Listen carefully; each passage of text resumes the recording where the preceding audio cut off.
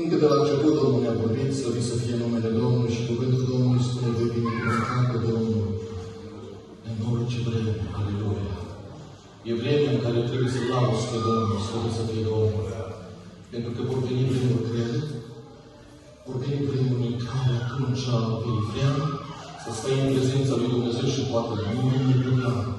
Dar astăzi, dacă ești în prezența lui Dumnezeu, laudă pe Cel ce este sfânt, slăvit să fie Domnul. Cuvântul Domnului în versetul 10 spune așa: Oile de lei duc lipsă și de foame, dar cel ce caută pe Domnul nu duc lipsă, nu duce lipsă din niciun bine. Slăvit să fie Domnul! Nu ducem lipsă de niciun bine, dar totuși avem lipsuri în viața noastră. Nu ducem lipsă, așa spune cuvântul Domnului, de niciun bine, pentru că și cuvântul lui Dumnezeu este acela care ne hrănește, ne dă viață, ne dă putere, iar noi, ca oameni, avem lipsuri în viață. Lipsă de cuvânt, lipsă de părtășie, lipsă de dragoste, lipsă de iubire pentru apropiul tău. Și Dumnezeu să se bucure de noi. Mai merg mai departe? Mai merg? E lipsă în casa Domnului de multe ori de rugăciune. Pentru că stai în prezența unui Dumnezeu viu și adevărat care te cunoaște și îți face o radiografie din cap până în picioare și cunoaște că nu mi-ajunge cuvântul pe limbă, aleluia! Și tu cunoști în totul lui tot, slăvit să fie Domnul, nu ți ajunge cuvântul pe limbă și Domnul știe ce gândești.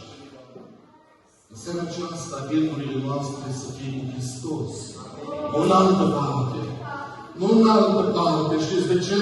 Pentru că seara aceasta, ca nu cumva să fie risipită degeaba. Și să stai în prezența lui Dumnezeu. Aș vrea să spun ceva. Și poți să o spui și tu lucrul acesta în gândul tău. Știi ce te așteaptă mâine? Cunoști lucrul acesta? Eu știu ce este astăzi. Mâine e ziua Lui. Mâine e ziua Domnului.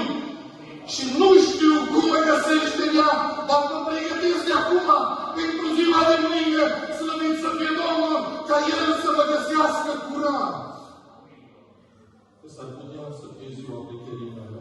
Și asta o spun de atâtea ori, de orice de ori am cuvântul acesta, o spun, nu știu când e ziua plecării mele, s-ar putea noaptea aceasta.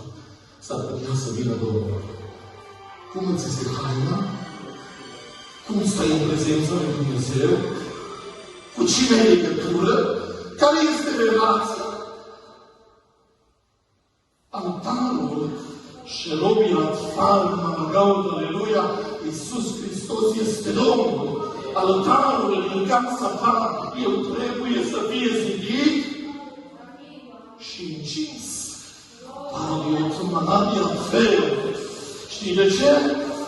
Ruber dovero viață menaie, aleluia, Domnul e aici. Slăvit să fie Domnul, ca să se coboare Domnul la tine, să-ți fie de vorbă cu tine, binecuvântat să fie numele Domnului. Când lași altarul deoparte și spune cuvântul Domnului și spun și eu, și ne apucăm de flecării. Toate afacerile și toate lucrurile murdare din lumea aceasta, cuvântul Domnului le numește flecării. Oile de lei duc lipsă și foame. Și auziți ce spune? Dar cei ce caută pe Domnul, aleluia, slăvit să fie Domnul! Îl mai căutăm pe Domnul din toată inima. Îl mai căutăm, păi dacă îl căutăm, îl găsim. Nu 2 ore în adunare, așa iubește Domnul. Romana Diafel, aleluia. Nu 2 ore în adunare, nu 5 minute de rugăciune. Și omul lui Dumnezeu avea genunchi de care. De care avea eu genunchi? Ce fel de genunchi? De cămină, Domnul să te binecuvânteze. Dar de ce avea genunchi de cămină? Îi tocea în prezența lui. Aleluia! Slăvit să fie Domnul! Ne punem dimineața pe rugăciune, Doamne, milă de noi, fii cu noi, fii întărește-ne, fii la școală, fii la muncă, amin, tu la muncă. Vine la muncă, îți faci un duș, mănânci, te pui și dormi. Și altarul e încins.